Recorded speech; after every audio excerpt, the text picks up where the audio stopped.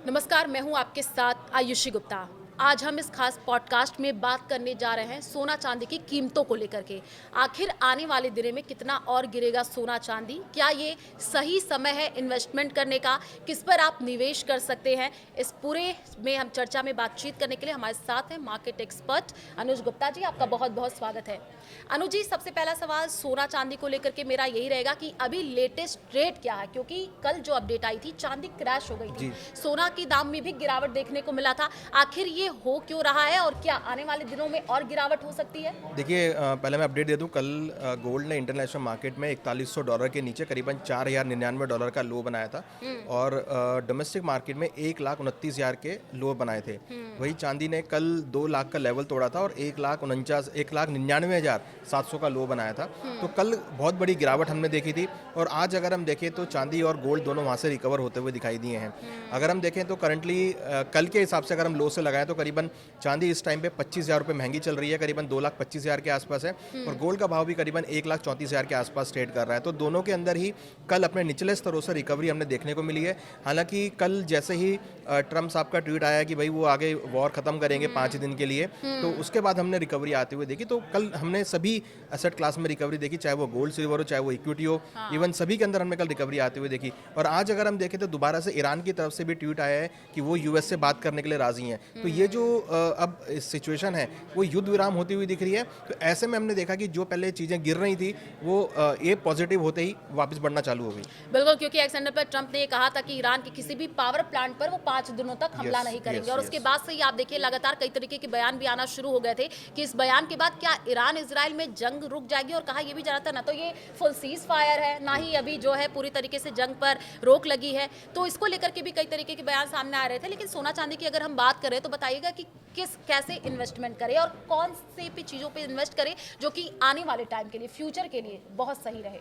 देखिए, जहाँ तक अगर हम पहले वॉर की अगर बात करें तो हाँ। देखिए, दोनों के ऊपर ही इस टाइम पे विश्वास करना बड़ा मुश्किल है, क्योंकि दोनों ही चाह रहे हैं कि दोनों जो है बैकफुट पर आ जाएं और यहाँ पर दोनों ही बैकफुट पे आना नहीं चाह रहे हैं। तो यहाँ पर यूएस दिखा रहा है कि भाई ईरान बैकफुट पे चले जाए, वो वॉर ख़त्म कर दे, या ईरान जो है वो बैकफुट पे चले जाए और यूएस जो है वॉर ख़त्म कर दे। तो यहाँ पर दोनों ही अपनी बातों पर अड़े हुए हैं। तो लगता है कि कहीं ना कहीं हो सकता है कि ये भी फिलहाल सीज़ फायर टाइप से है, बट आगे एस्केलेट हो सकता है। बट हाँ, अगर ये सीज़ फायर होता है तो ये मार्केट के लिए पॉजिटिव होगा, क्योंकि हमने देखा कि ये सीज़ फायर होते ही क्रूड के भावों में हमने बड़ी गिरावट आते हुए देखी। तो अगर ये सीज़ फायर होता है, वॉर ख़त्म होती है, तो डेफिनेटली जो क्रूड सबसे बड़ा एक क्वेश्चनेबल बना हुआ है, क्रूड की जो सप्लाईज़ हैं, क्रूड के जो भाव हैं, वो वहाँ पर कंट्रोल होते हुए दिखाई देंगे और उससे हम देखेंगे कि जो बाकी चीज़ें नीचे गिर रही थी वो वहाँ पर सपोर्ट लेती हुई नजर आएंगी। अच्छा, एक और बहुत सारी जो प्रतिक्रियाएं हैं, कुछ लोग कह रहे हैं क्या सच में सेंट्रल बैंक अपना सोना बेच रहा है, ऐसी भी जानकारी है और इसका क्या असर पड़ेगा? देखिए, सेंट्रल बैंक्स अगर हम देखें तो हाँ। ऐसा तो नहीं है कि गोल्ड बेच रहे हैं, बट कुछ अटकलें ऐसी हैं कि अगर जैसे अगर हम ईरान की बात करें या जो छोटी इकोनॉमी उनकी बात करें, उनके पास गोल्ड है, बट अगर उनको नुकसान हो रहा है, उनको अभी कैश की रिक्वायरमेंट है, पैसे की रिक्वायरमेंट है, तो वो अपना यहाँ पर गोल्ड बेच सकते हैं या अपना गोल्ड जो है गिरवी रखकर फंड उठा सकते हैं। तो दोनों ऑप्शन यहाँ पर होते हैं। तो यहाँ अगर आप देखेंगे तो जिस तरीके से, हालांकि ईरान तो वेल सफिशिएंट फंड है तो उसको रिक्वायरमेंट नहीं है, बट हाँ अगर हम बात करें यूएई के कुछ जो देश हैं जहाँ पर इशू हो सकता है, तो वो शायद वो यहाँ पर बेच सकते हैं। बट अभी तक ऐसा कुछ भी नहीं आया है कि उन्होंने गोल्ड बेचा है। अगर उनको रिक्वायरमेंट होगी तो गोल्ड को गिरवी भी रख सकते हैं। तो मुझे लगता है कि मगर ये एक ऑप्शन है कि अगर कुछ ऐसा होता है तो वो बेच भी सकते हैं। अच्छा। अच्छा, एक और कयास, क्योंकि आप देखिए अप्रैल के अगर महीने की बात कर ले तो वेडिंग सीजन भी शुरू जी। होने वाला है, मार्च का महीना चल रहा है। तो लोग यही जानना चाहते हैं। कल भी मैं लाइव कर रही थी, लोगों के साथ जुड़ी थी, तो लोगों का ये कहना है क्या सोना चांदी इससे भी और ज़्यादा कम हो सकता है? क्या आने वाले टाइम में वेडिंग है तो बढ़ भी सकता है? देखिए, अगर हम बात करें, एक तो फाइनेंशियल ईयर की क्लोजिंग है, अगर हम देखें तो यहाँ पे जनरली लोग बुक्स अपनी क्लोज करते हैं, तो उसका इम्पैक्ट हम यहाँ पे देख रहे हैं। मगर आपने बिल्कुल ठीक कहा कि जो आगे मैरिज सीजन है, प्लस अगर हम बात करें तो आगे अक्षय तृतीया का भी सीजन आने वाला है, तो ऐसे में आपको खरीदारी देखने को मिलेगी। तो डेफिनेटली जो ये भाव लोअर लेवल आए हैं, इसका ज़रूर जो ग्राहक हैं वो इसका फ़ायदा उठाते हुए नजर आएंगे और आपको निचले स्तरों पर खरीदारी भी देखने को मिलेगी। और हम देख भी रहे हैं, जैसे कल भाव काफ़ी टूटे थे तो वहाँ से बहुत जल्दी से रिकवरी भी बहुत तेज़ देखने को मिली। और हम हमेशा कहते हैं कि जब भी गोल्ड सिल्वर के भाव गिरते हैं जाएँ तो रिकवरी बहुत फास्ट होती है, क्योंकि वहाँ पर जो खरीदार हैं, जो लोग पहले रैली में मिस आउट हो गए थे, वो वहाँ पर खरीदारी करना चालू करते हैं। तो हमने कल वही देखा कि जो भाव 2 लाख के नीचे गए थे, वहाँ से महज 15 मिनट में बहुत तेज़ी से रिकवरी हमने सिल्वर में आती हुई देखी। तो जितना भाव नीचे टूटते हैं उतनी स्पीड से रिकवरी भी करते हैं। अब बात क्रूड ऑयल की भी कर लेते हैं, क्योंकि जी। कच्चा तेल और मजबूत जो डॉलर है, क्या सोने चांदी को और भी ये कैसे गिरा रहा है, इसको लेकर के भी थोड़ा सा स्पष्ट कीजिएगा, क्योंकि देखिए- क्रूड ऑयल की भी अब बहुत ज़्यादा बात हो रही है। देखिए, बिल्कुल आपने ठीक कहा कि क्रूड जो है कहीं न कहीं एक सेलिंग प्रेशर एक्टिवेट करते हैं, क्योंकि क्रूड की वजह से क्या होता है कि इन्फ्लेशन बहुत बढ़ जाता है। हमने देखा क्रूड के भाव अभी 2 महीने पहले $60 के आसपास थे, अब करीबन $110-112 के आसपास हैं। तो जो इन्फ्लेशन है वो यहाँ पर बढ़ना स्टार्ट हो जाता है, और ऐसे में जो सेंट्रल बैंक्स होते हैं वो अपनी मॉनेटरी टाइटनिंग करते हैं, वो इंटरेस्ट रेट बढ़ाने में विश्वास रखते हैं। यहाँ अगर हम देखें तो बैंक ऑफ जापान ने भी कह दिया कि वो आने वाले 1 महीने में अगर इन्फ्लेशन कंट्रोल नहीं हुआ तो इंटरेस्ट रेट बढ़ा देंगे। तो अगर सेंट्रल बैंक्स ने इंटरेस्ट रेट बढ़ा दिए तो कहीं ना कहीं लोगों जो है उनकी जेब से पैसा निकलता हुआ नजर आएगा, और वो फिर शायद एसेट क्लास में ज़्यादा ना जाते हुए दिखाई दे। तो उसकी वजह से हम देखते हैं कि जनरली जब इंटरेस्ट रेट बढ़ते हैं तो गोल्ड सिल्वर के भावों में गिरावट देखने को मिलती है। अगर हमने देखा था लास्ट ईयर इंटरेस्ट रेट बहुत सारे कट हुए थे, जिसकी वजह से गोल्ड सिल्वर को सपोर्ट मिला। तो अगर इंटरेस्ट रेट बढ़ेंगे, मॉनेटरी टाइटनिंग होगी, तो लोग केवल सर्वाइवल में के लिए रहेंगे, वो एक्स्ट्रा जो है सेविंग नहीं कर पाएंगे। तो ऐसे में गोल्ड सिल्वर के भाव नीचे गिरते हैं। तो अगर हम देखें तो क्रूड के भाव बढ़ने की वजह से इन्फ्लेशन बढ़ता है और मॉनेटरी टाइटनिंग होगी, तो उसकी वजह से गोल्ड सिल्वर के भाव में गिरावट देखने को मिलेगी। अनुज जी, एक और सवाल आपसे लेना चाहूंगी, क्योंकि इससे पहले भी हमने पॉडकास्ट किया था जिस समय सोना चांदी का भाव बहुत ज्यादा था, और उस समय हम डिस्कस कर रहे थे कि क्या सोना चांदी पर इन्वेस्ट कर देना चाहिए। अगर मान लीजिए जब सोना चांदी इतनी तेजी से बढ़ रहा था, उस वक्त लोगों ने सोना चांदी खरीद लिया, उनको क्या करना चाहिए अब? देखिए, अब यहाँ पे 2 चीज़ें हैं। अगर किसी ने ट्रेडिंग या शॉर्ट टर्म पर्सपेक्टिव से लिया है तो वहाँ पर उसको नुकसान हो सकता है, बट जिन्होंने इन्वेस्टमेंट के पर्सपेक्टिव से लिया है और उनका व्यू 3 से 5 साल का अगर वो लेके चल रहे हैं, तो मुझे लगता है कि उनको होल्ड करना चाहिए, घबराना नहीं चाहिए। क्योंकि देखिए, पिछले साल और पिछले 2-3 सालों में हमने काफ़ी अच्छी रिटर्न गोल्ड में आती हुई देखी है। तो शायद ऐसा आपको मोमेंटम यहाँ देखने को ना मिले। ये यहाँ पर आप वो हो सकता है कि यहाँ पर टाइम लेता हुआ नजर आए। तो अगर उनका व्यू 3 से 5 साल का है तो उनको होल्ड करना चाहिए। और जो निचले लेवल आए हैं, ये भी अच्छे मौके जहाँ पर वो अपने पोर्टफोलियो में ऐड कर सकते हैं। और हमारा मानना है कि एक आदमी को, एक इन्वेस्टर को अपने पोर्टफोलियो में 15 से 20% गोल्ड रखना चाहिए। अगर उन्होंने 15 से 20% गोल्ड ऐड कर रखा है तो मुझे लगता है उनको घबराने की जरूरत नहीं है। शेयर बाजार की भी बात कर लेते हैं, क्योंकि वो भी लगातार क्रैश होता हुआ नजर आ रहा है। तो आपको क्या लगता है कि अब उनको क्या करना चाहिए, क्योंकि निवेशकों के पैसे भी इसमें उनको लगाना चाहिए, नहीं लगाना चाहिए, क्रिप्टो को लेकर के भी जरा बताइएगा। देखिए, शेयर मार्केट का जहाँ तक सवाल है, अगर ये वॉर रुकता है, सीज फायर होता है, तो वो ग्लोबल मार्केट के लिए पॉजिटिव होगा।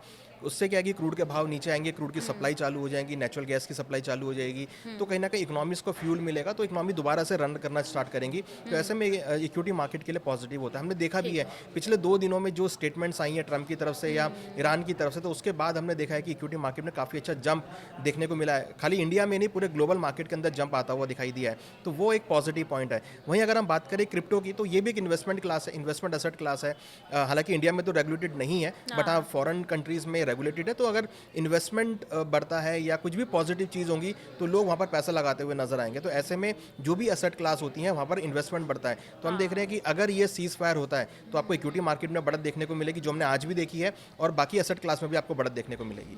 अनुज जी, क्योंकि देखिए, जब जिस तरीके से अभी ग्लोबल लेवल पर तनाव की स्थिति बनी हुई है, ईरान, इजराइल और बीच में अमेरिका भी कूद रहा है, आप देखिए, लेकिन समझना ही बेहद ज़रूरी हो जाता है। जब भी इस तरीके के माहौल होते हैं, तनाव की स्थिति होती है, युद्ध होता है, तो सोना चांदी का दाम तो बढ़ता चला जाता है। फिर ऐसा क्यों हो रहा है कि दाम कम होते हुए जा रहे हैं? देखिए, जनरली जो भी पीछे जियोपॉलिटिकल कंसर्न्स हुए थे, उसमें हमने देखा था कि जो इन्फ्लेशन था वो इतना इंक्रीज नहीं हुआ था। यहाँ पे क्रूड के प्राइस ऑलमोस्ट करीबन 100% ऑलमोस्ट बढ़ गए हैं, 60 से लेकर। सामने फीका हो रहा है सोना चांदी। यस, बिल्कुल, क्रूड की वजह से इन्फ्लेशन बढ़ गया है, और ऐसे में जो सेंट्रल बैंक्स हैं उनको यहाँ पर मॉनेटरी टाइटनिंग करनी पड़ रही है। तो वो कहीं ना कहीं एक क्वेश्चन मार्क क्रिएट कर रहा है कि गोल्ड, अगर इंटरेस्ट रेट बढ़ते हैं तो लोग सारा पैसा अपना बैंक्स में रखेंगे, क्योंकि वहाँ पर उनको अच्छा रिटर्न मिलेगा। तो उसकी वजह से क्या है कि लोग गोल्ड से पैसा निकालकर बैंक में पैसा डालेंगे। तो ये बेसिकली एक सेंट्रल बैंक्स की तरफ से स्टेप होता है इन्फ्लेशन को कंट्रोल करने के लिए। क्योंकि ये भारी गिरावट हो रही है, और लगातार हम बात करें युद्ध की भी, हमने इस पर यहाँ पर डिस्कस किया। तो बताइए, इसमें कौन कौन से जो देश है वो मुख्य तौर से भूमिका निभा रहे हैं गिरावट के पीछे की वजह? देखिए, ये तो आप देखिए कि पूरा मिडल ईस्ट ही है। यूएस है, ईरान है, इजराइल है, और पूरा मिडल ईस्ट है जो इसकी चपेट में आया हुआ है। इनफैक्ट अगर आप देखेंगे तो इनडायरेक्टली इंडिया भी है, क्योंकि इंडिया के पास अगर आप देखेंगे तो शिपमेंट्स नहीं आ रहे हैं क्रूड के, नेचुरल गैस के शिपमेंट्स नहीं आ रहे हैं, तो वो कहीं ना कहीं उसका जो खामियाजा है वो भुगतना पड़ रहा है। प्लस अगर आप देखेंगे तो चाइना भी इसमें है, अगर आप देखेंगे तो कहीं ना कहीं जापान भी इसकी चपेट में आता हुआ दिख रहा है, क्योंकि देखिए जो फ्यूल की सप्लाई है वो पूरे विश्व में जाती है, और अगर ये फ्यूल की सप्लाई रुक रही है तो इसमें सभी देश, क्योंकि फ्यूल हर देश यूज़ करता है, और ये जो प्राइस बढ़े हैं क्रूड के, इससे पूरा वर्ल्ड इफेक्टेड है। ऐसा नहीं कि कोई सा कंट्री इफेक्टेड ना हो, पूरा वर्ल्ड इससे इफेक्ट हुआ है। मगर ये अगर हम देखें तो ये बेसिकली यूएस, ईरान, इजराइल और मिडल ईस्ट के एरिया में होता हुआ दिख रहा है, क्योंकि स्ट्रेट ऑफ हॉर्मुज आप देखें जिस तरीके से बंद हुआ, तो हमने देखा किस तरीके से जो वहाँ से सप्लाई नहीं हो पा रही थी, परेशान होते हुए। भारत में भी इसकी कमी देखने को मिली। अभी भी देखिए लोग थोड़े बहुत परेशान होते हुए तो नजर आ ही रहे हैं, क्योंकि सही समय पर उनको गैस नहीं मिल रहा है। और भारत में क्या आने वाले दिनों में और भी ज्यादा हम कह सकते हैं परेशानी बढ़ सकती है। आप देख लीजिए, कहा यह भी जा रहा था कि खाद पर भी संकट आ सकता है, किसानों के लिए भी जो आने वाले दिनों में चिंता हो सकती है। पानी को लेकर के भी कहा जा रहा था, इस ऐसे भी कई तरीके की प्रतिक्रिया आ रही थी, तो आपसे समझना चाहेंगे। देखिए ऐसा नहीं लग रहा है कि कोई ऐसा बड़ा इशू होता हुआ दिखाई देगा, क्योंकि देखिए हमारे ईरान के साथ बहुत अच्छे संबंध हैं, और हम देख रहे हैं कि ईरान धीरे धीरे करके जो शिपमेंट्स है वो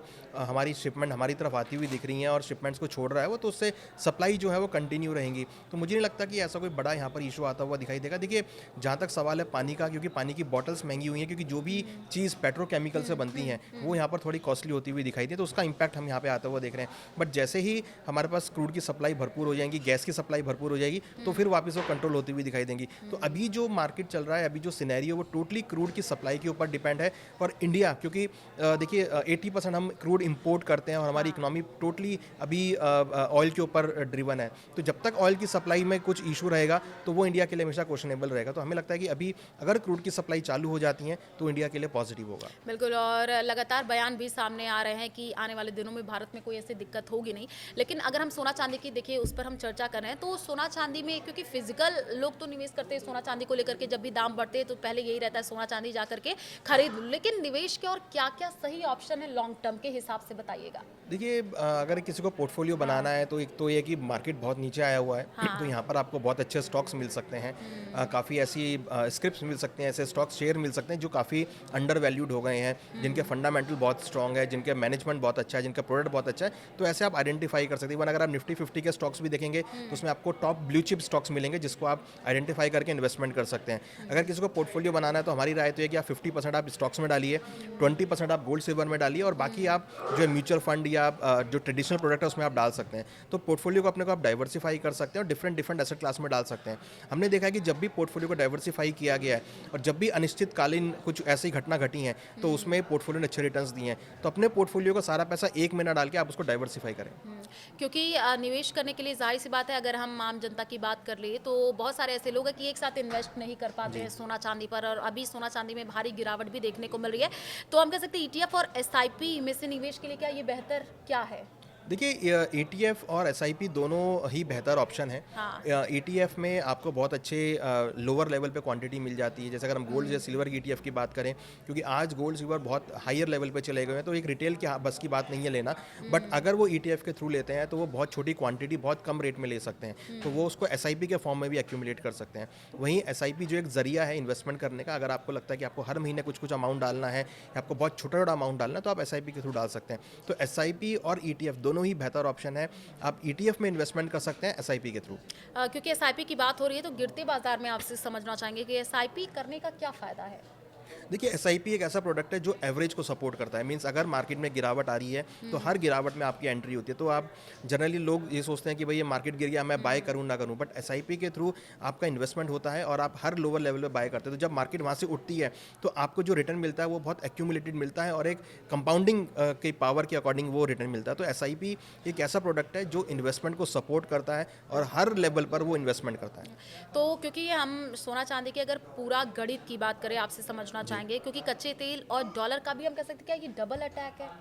देखिए बिल्कुल, अगर आप देखेंगे तो यहाँ पे जो डॉलर इंडेक्स है US का वो काफ़ी इंक्रीज हो गया है। उसकी वजह से जो इन्वेस्टमेंट डिमांड है वो गोल्ड सिल्वर से हटकर डॉलर की तरफ शिफ्ट हो गई है, जिसकी वजह से अगर आप देखेंगे तो गोल्ड अपने हाई से, गोल्ड ने मुझे ध्यान है करीबन जनवरी में $5500 का हाई बनाया था, वहाँ से करीबन $4100, करीबन $1600 की गिरावट जो है गोल्ड में अपने हाई लेवल से आ चुकी है, जो कि बहुत बड़ी गिरावट है महज एक महीने में। तो ये इस वजह से हुई है क्योंकि डॉलर इंडेक्स बढ़ा है, क्योंकि जिस तरीके से US जो ने जो वॉर किया है, जो लड़ाई हुई है उसकी वजह से डॉलर इंडेक्स में बहुत स्ट्रेंथ आती हुई दिखाई दी है।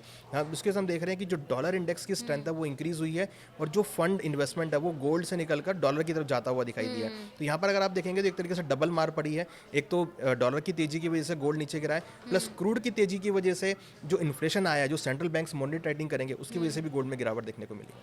क्योंकि ऐसा कहा जा रहा है कि जब इस तरीके का माहौल बनता है तो सोना चांदी लोग ज़्यादा सेल करना चाहते हैं, तो कमोडिटी मार्केट में सट्टेबाजी हम कह सकते हैं इस तरीके की देखिए चीज़ें? सट्टेबाजी तो नहीं है, क्योंकि देखिए जनरली क्या होता है कि जब ऐसा माहौल होता है तो लोग सोचते हैं कि भाई कैश में बैठा जाए जिससे कि वो उसको यूज़ कर सकें। हाँ। तो अगर हम देखें तो यहाँ पर जो आपने पहले क्वेश्चन पूछा था कि भाई गोल्ड बेच रहे नहीं बेच रहे, तो यहाँ पर मैं उसका आंसर देना चाहूँगा कि यहाँ पर जनरली जो रिटेल कस्टमर होते हैं, जहाँ पर जिस एरिया में वॉर हो रहा है वहाँ पर लोग सोचते हैं कि भाई यहाँ से आप शिफ्ट होना है, जल्दी से आपको यहाँ से शिफ्ट होने की ज़रूरत है, तो वो अपना जल्दी से जल्दी सोचते हैं सारा सामान बेचकर आप कैश में बैठकर आप शिफ्ट हो जाएं।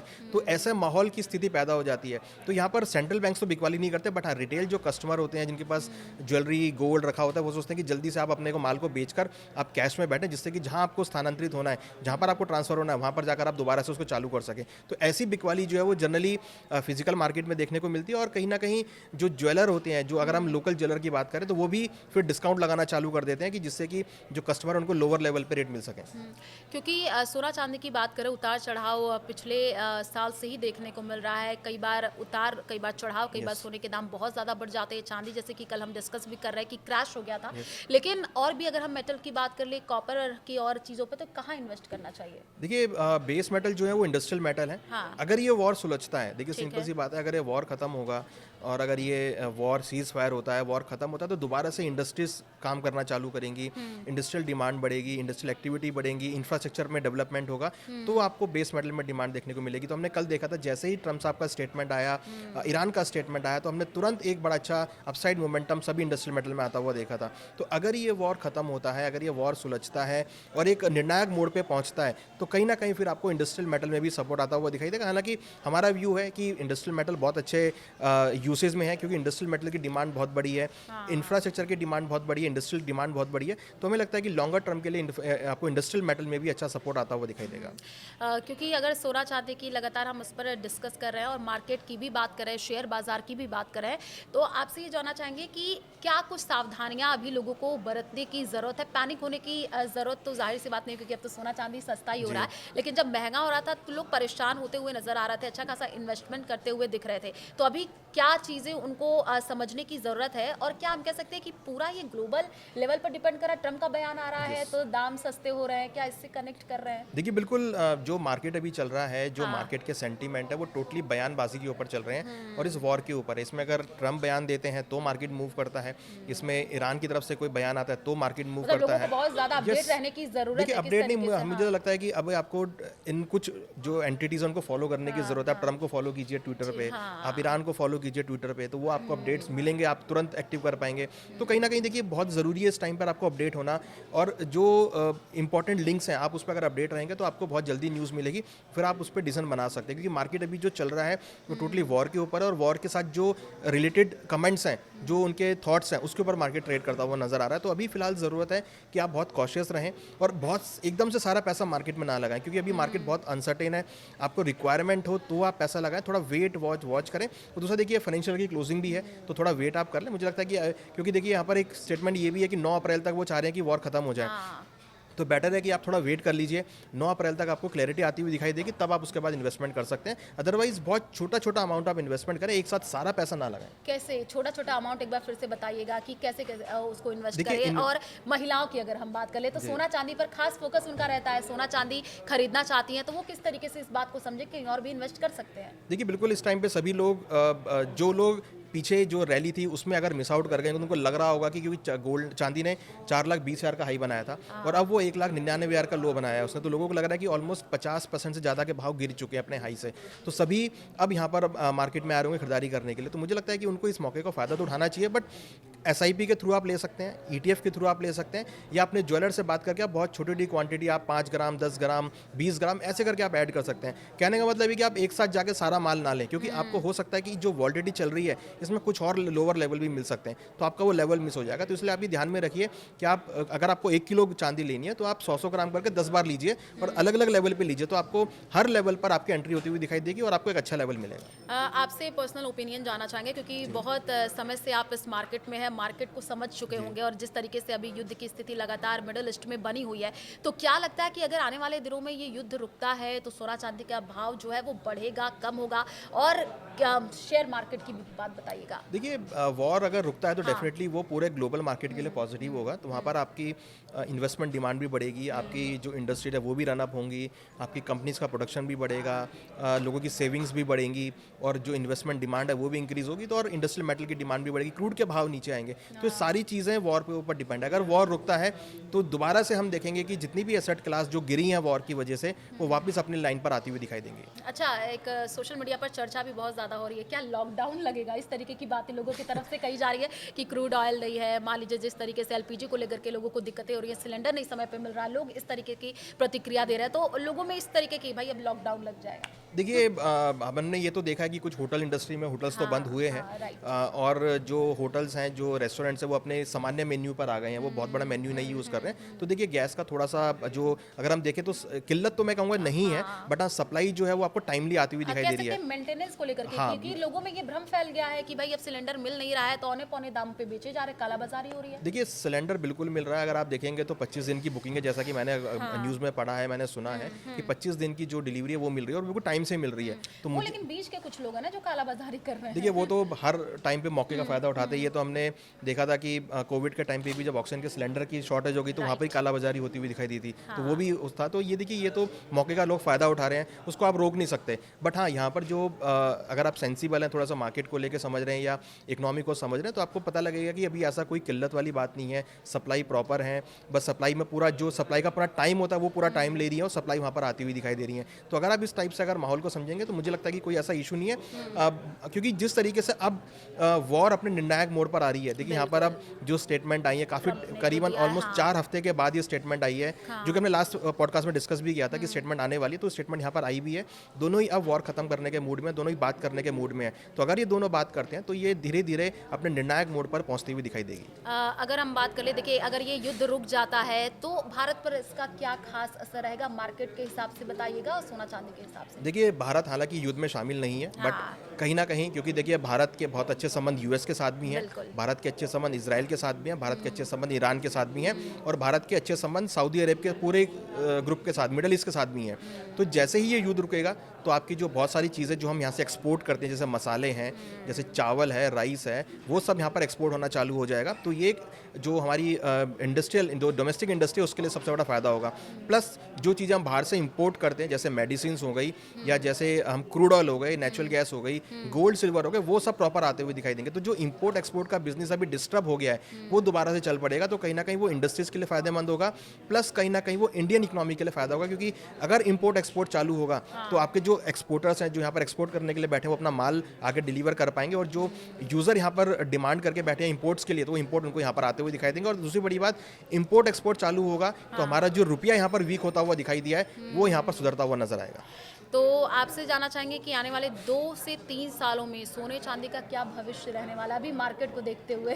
देखिए, अभी तो मैं प्रेडिक्शन नहीं कर पाऊंगा कि क्या, क्योंकि देखिए इस टाइम पे मार्केट जो है बहुत हर दिन सोना चांदी के भाव गिर बट हाँ, रहे हैं। ये आप मान के चलिए कि गोल्ड सिल्वर अगर आप 3 से 5 दिन का, अगर 3 से 5 साल का अगर आप व्यू लेके चल रहे हैं तो बहुत ऑप्टिमिस्टिक व्यू है। हमें लगता है कि जो गोल्ड सिल्वर ने अपने लेवल टेस्ट किए हैं हिस्टोरिकली, वो लेवल दोबारा से आपको आते हुए दिखाई देंगे। तो ये मुझे लगता है कि अगर आप 3 से 5 साल का व्यू लेके चल रहे हैं तो आपको देखने को मिल जाएंगे। बट ये साल थोड़ा सा मुझे लगता है कि अनसर्टेन होगा, यहाँ पर आपको काफ़ी वॉलिटिलिटी जरूर देखने को मिलेगी। बट हाँ, लेवल आपको हायर भी मिलेंगे और लोअर भी मिलेंगे। जहाँ पर अगर आप लोअर लेवल पर खरीदारी करेंगे तो आपको हायर लेवल एग्जिट करने के लिए भी मिलेंगे। तो ये साल में आपको लगता है, मुझे लगता है कि मार्केट जो है ना काफ़ी रेंज बाउंड मार्केट रहेगा। बट हाँ, अगर आपका व्यू 3 से 5 साल का है तो आई एम श्योर कि आपको दोबारा से वो लेवल आते हुए भी दिखाई देंगे। अच्छा, क्योंकि हमने इससे पहले भी डिस्कस किया ETF और SIP को लेकर के, ज़रा सा इसके बारे में थोड़ा सा लोगों में बहुत ज़्यादा कन्फ्यूजन भी है। अगर हम देखें कई तरीके की, जब मैं बात करती हूँ फेसबुक लाइव के जरिए लोग जुड़ते हैं तो वो ये पूछना चाहते हैं कि है क्या, कैसे इन्वेस्ट करें, तो उनको जरा बताइएगा आसानी से कैसे उसके बारे में वो समझ सकते हैं। देखिए ETF एक ऐसा प्रोडक्ट है जिसको आप इलेक्ट्रॉनिक